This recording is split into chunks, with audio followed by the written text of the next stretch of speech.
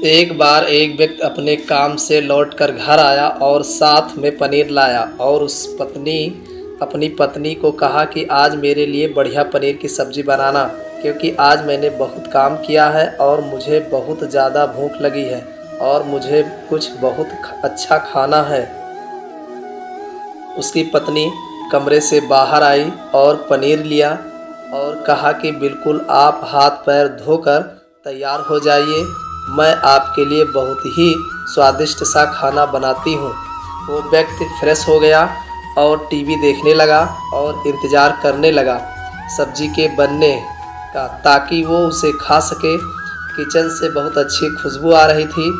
वो व्यक्ति बस सोच रहा था कि जल्दी से खाना बन जाए ताकि मैं अपनी भूख को मिटा सकूं। लगभग 1 घंटे के बाद खाना बनकर तैयार हो गया।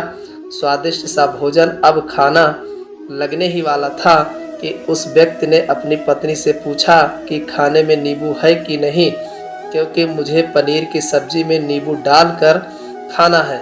लेकिन पत्नी ने कहा कि नींबू तो ख़त्म हो गए, आपसे कहा था लेकिन आप भूल गए।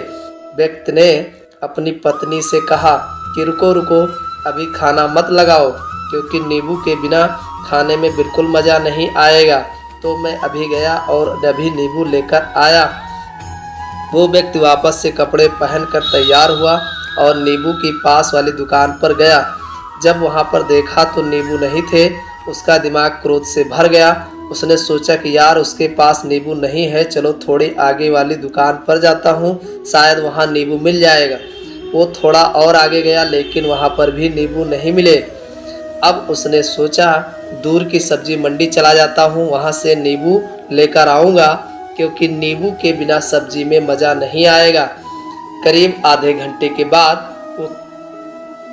वो करीब के सब्जी मंडी में पहुंचा। वहां पर उसे नींबू मिल गया और वो बहुत खुश हुआ कि चलो नींबू मिल गया और अब मैं घर में जाऊंगा और सब्जी में नींबू डालकर अच्छे से सब्जी खाऊंगा।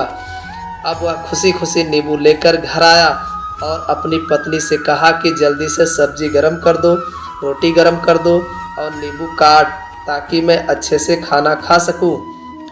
अब थाली लगाई गई।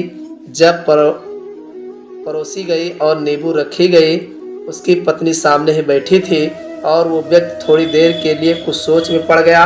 उसके बाद उसने नींबू की प्लेट उठाई और दरवाजे से बाहर की ओर फेंक दी और ज़ोर ज़ोर से चिल्लाने लगा, मैं जीत गया, मैं जीत गया।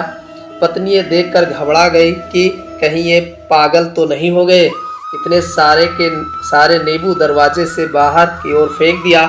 उस पत्नी ने उस व्यक्ति पर चिल्लाया और कहा कि आप पागल हो गए हैं, अभी तो इतनी देर तक नींबू के बारे में पूछ रहे थे और अभी जब नींबू घर पर ले आए और खाने बैठ गए तो आपने इन नींबुओं को दरवाजे से बाहर फेंक दिया और अब चिल्ला रहे हो कि मैं जीत गया, मैं जीत गया।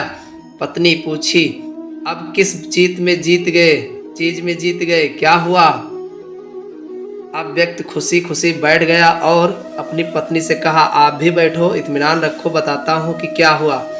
आज सुबह से ही मेरी जीत मुझे अपने बस में करने की कोशिश कर रही थी। जब मैंने बहुत काम कर लिया तब मुझे बहुत तेज़ भूख लगी। जब मैं घर पर आया तो तुमने बहुत ही स्वादिष्ट सब्जी बनाई, उसकी खुशबू मेरी नाक में गई। फिर मेरी जीभ ने कहा कि इसे अब नींबू चाहिए।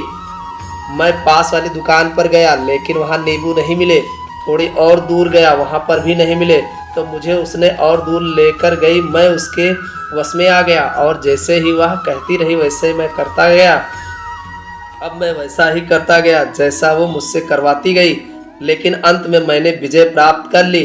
मैंने उसे उठाकर बाहर फेंक दिया और कह दिया कि तुम्हारा मुझ पर कंट्रोल नहीं है, बल्कि मेरा तुम पर कंट्रोल है, और अंत में जीत गया। क्या आपको समझ में आया कि कैसे मैंने अपनी इच्छाओं पर विजय प्राप्त करे? कई बार लोगों को शराब पीने की आदत लग जाती है और उस चक्र में वो भटकते रहते हैं। यदि एक जगह नहीं मिलती तो दूसरी जगह जाए हैं, दूसरी जगह नहीं मिलती तो तीसरी जगह जाते हैं। और अक्सर युवाओं के साथ ऐसा ज़रूर होता है कि वो शराब पीने के तो दूसरी जगह जाते हैं, दूसरी जगह नहीं मिलती तो तीसरी जगह जाते हैं और अपने समय, पैसे और अपने आप को बर्बाद करते रहते हैं। यदि आपने अपनी इंद्रियों पर विजय प्राप्त नहीं किया तो आप भी नींबू की खोज में सिर्फ लिए बैठते हैं, सारी शराब खत्म हो जाती है। उसके बाद एक ना एक व्यक्ति जरूर कहता है कि यार और चाहिए के चक्कर में शराब ढूंढने के लिए निकलते हैं। देर रात हो जाती है, वो भटकते रहते हैं, एक जगह नहीं मिलती।